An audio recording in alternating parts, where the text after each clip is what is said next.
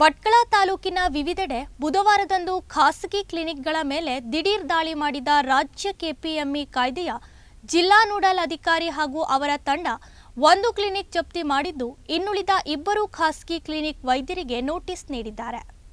KPME nodal ಅಧಿಕಾರಿ doctor Annapurna ವಸ್ತ್ರದ್ ನೇತೃತ್ವದ ತಂಡವು ಭಟ್ಕಳ ಖಾಸಗಿ ಕ್ಲಿನಿಕ್ ವೈದ್ಯರುಗಳ ಕುರಿತಾಗಿ ಗುಪ್ತ ಕಾರ್ಯಾಚರಣೆಗಿಳಿದಿದ್ದು, ಬುಧವಾರದಂದು ನೇರವಾಗಿ ತಾಲೂಕು ಆಸ್ಪತ್ರೆಗೆ ಭೇಟಿ ನೀಡಿ ಯಾವುದೇ ಮಾಹಿತಿ ನೀಡದೆ ಭಟ್ಕಳ ತಾಲೂಕಾ ಆರೋಗ್ಯಾಧಿಕಾರಿ, ಆಸ್ಪತ್ರೆಯ ಆಡಳಿತ ವೈದ್ಯಾಧಿಕಾರಿ ಡಾಕ್ಟರ್ ಸವಿತಾ ಕಾಮತ್ ಹಾಗೂ ಅವರ ತಂಡದೊಂದಿಗೆ ಕ್ಲಿನಿಕ್ಗಳಿಗೆ ತೆರಳಿ ಪರಿಶೀಲನೆಯನ್ನ ನಡೆಸಿದ್ದಾರೆ. ಮೊದಲು ಇಲ್ಲಿನ ಪೇಟೆ ಹನುಮಂತ ದೇವಸ್ಥಾನದ ಸಮೀಪದ ಗಂಡು ಮಕ್ಕಳ ಶಾಲೆಯ ಪಕ್ಕದ ರಂಜನ್ ಕ್ಲಿನಿಕ್ ಡಾಕ್ಟರ್ ವಿವೇಕ್ ಭಟ್ ಅವರ ಕ್ಲಿನಿಕ್ಗಳ ಮೇಲೆ ದಾಳಿ ನಡೆಸಲಾಯಿತು.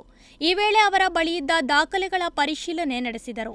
ಈ ವೇಳೆ ಯಾವುದೇ ದಾಖಲೆ ಮತ್ತು ಸಂಬಂಧಿತ ಡಿಗ್ರಿಯೂ ಇಲ್ಲದ ಕಾರಣ ಅವರ ಕ್ಲಿನಿಕ್ ಅನ್ನು ಸ್ಥಳದಲ್ಲೇ ಜಪ್ತಿ ಮಾಡಲಾಯಿತು.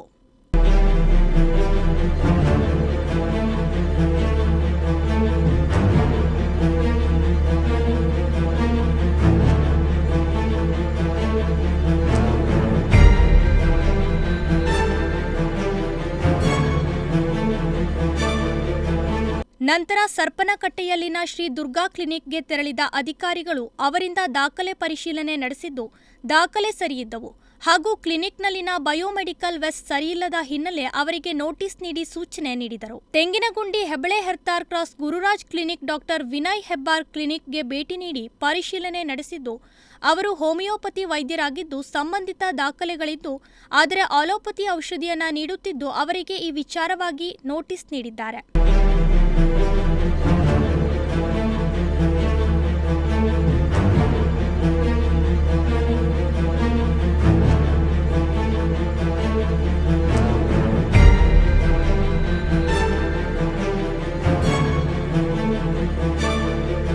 ಆಜಾದ್ ನಗರದಲ್ಲಿನ ಹೊಸದಾಗಿ ನಿರ್ಮಿಸಲಾದ ನೌಮನ್ ಕ್ಲಿನಿಕ್ಗೂ ಪರಿಶೀಲನೆ ನಡೆಸಿದ್ದು, ಈ ವೇಳೆ ಕ್ಲಿನಿಕ್ ವೈದ್ಯರು ಹೋಮಿಯೋಪತಿ ವೈದ್ಯರಾಗಿದ್ದಾರೆ. ಸಂಬಂಧಿತ ದಾಖಲೆಗಳು ಸಮರ್ಪಕವಾಗಿದ್ದು, ಇವರು ಕರ್ನಾಟಕ ರಾಜ್ಯ ಖಾಸಗಿ ವೈದ್ಯಕೀಯ ಸ್ಥಾಪನೆ ಕಾಯ್ದೆಯಡಿಯಲ್ಲಿ ಪರವಾನಗಿ ಪಡೆಯಲು ಅರ್ಜಿ ಸಲ್ಲಿಸಿದ್ದು, ಅವರಿಗೆ ಪರವಾನಗಿ ಪಡೆದು ಕ್ಲಿನಿಕ್ ನಡೆಸುವಂತೆ ಸೂಚಿಸಿದ್ದಾರೆ.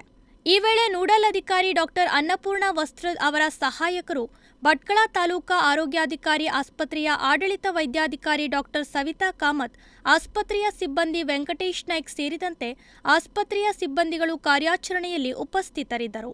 ಉದಯ್ ನಾಯ್ಕ್, ನುಡಿಸಿರಿ ನ್ಯೂಸ್, ಭಟ್ಕಳ.